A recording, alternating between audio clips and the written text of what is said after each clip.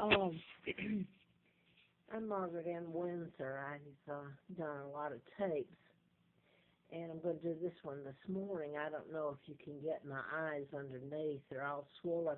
I can hardly see, and they're all white underneath. It's when I got up, it's up to my. This is my kidneys reacting to the chemicals that I'm forced to inhale in this room that I pay rent on. Um, I don't know how to say it. I mean, I'm chemical sensitive, allergic to them, and my immune system, when I get around heavy chemicals, industrial or some household, um, my immune system reacts by attacking itself.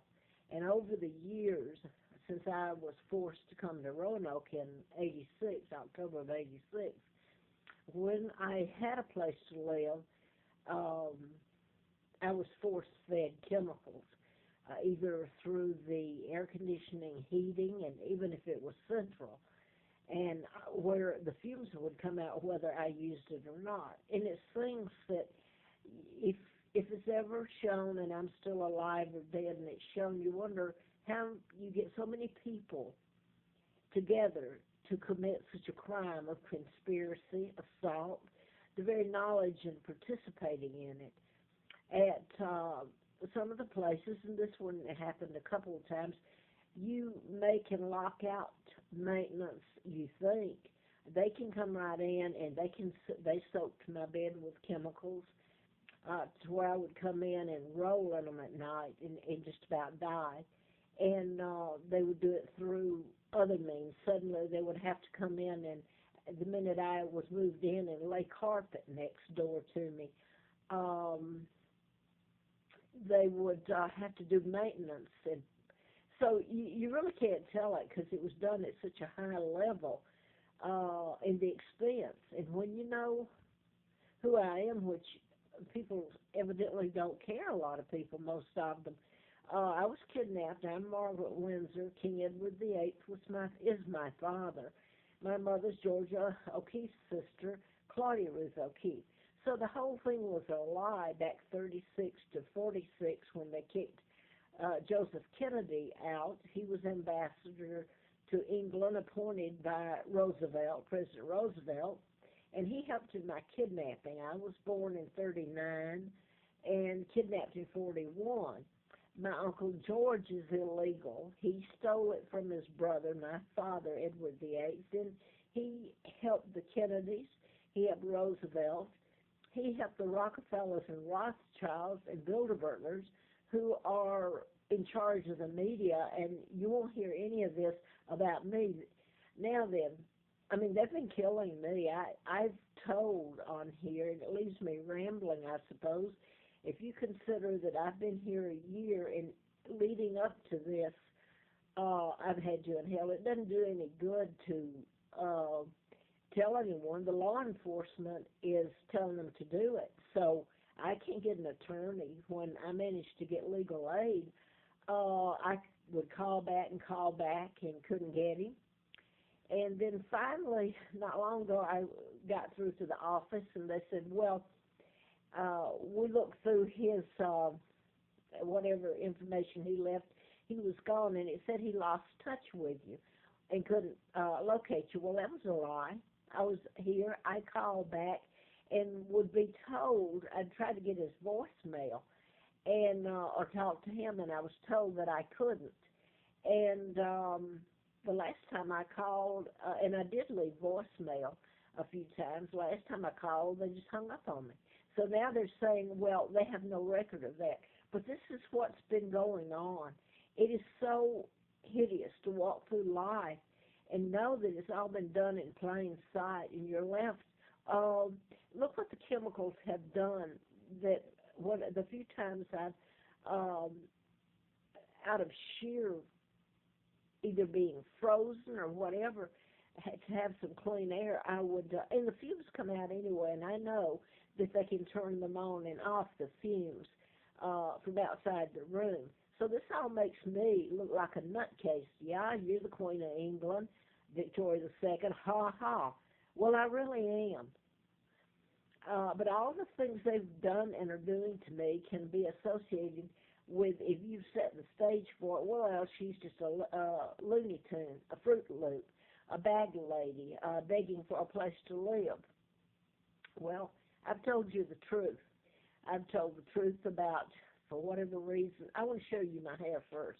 I can't even comb it. And my eyes and kidneys, and that's what force-feeding me chemicals. If this had happened to a Jew or anybody else, there would have been hell to pay all over the planet. But for me, it's been a joke. Everybody has thought it was a joke to do it to me.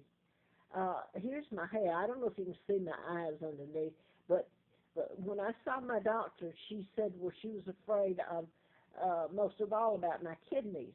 Can't you just see me on a dialysis machine or without a liver or heart?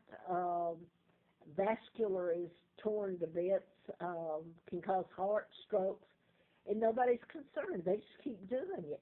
I woke up last night. It's so cold here in Roanoke, and out of sheer freezing and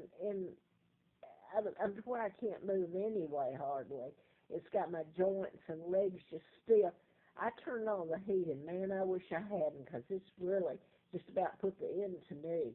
But here's just a bit of my hair that is from the, whatever they're putting out, the air conditioning, the fumes, when it's off.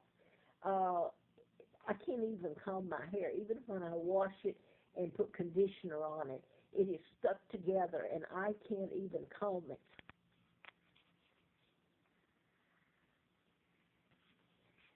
Looks like a rat's nest or something. So, I've seen the look on their faces when over at Joseph's Way, Brenda Ellis was manager. And her and Terry Sawyer, and whoever Terry works for, the agency, I don't know if he works for exactly who he works for, the FBI. He's got ID where he works for the drug enforcement. He works for the Park Service, National Park Service, and also supposedly he was out in Norfolk, and that's where the Navy, and he's done some stuff that's consistent with that. So they got one hell of a hostage when they took me, and they don't want it told.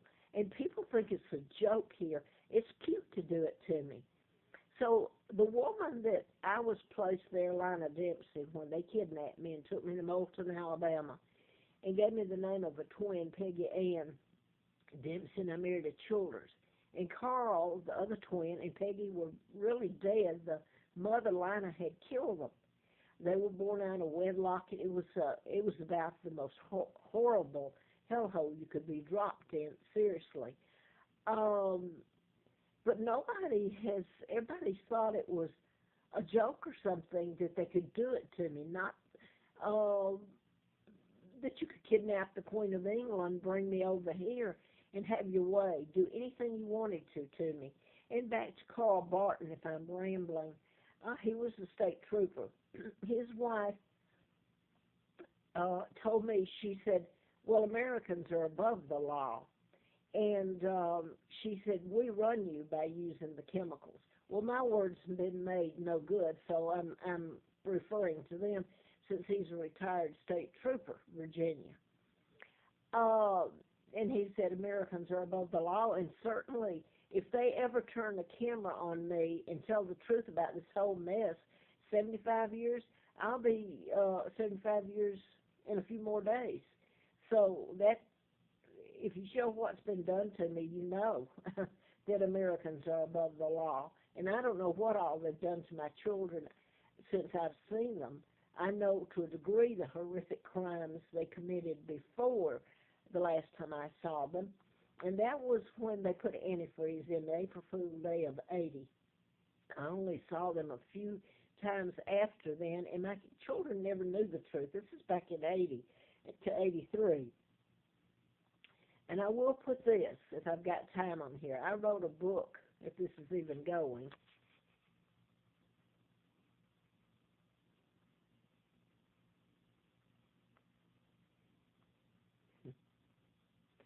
Well,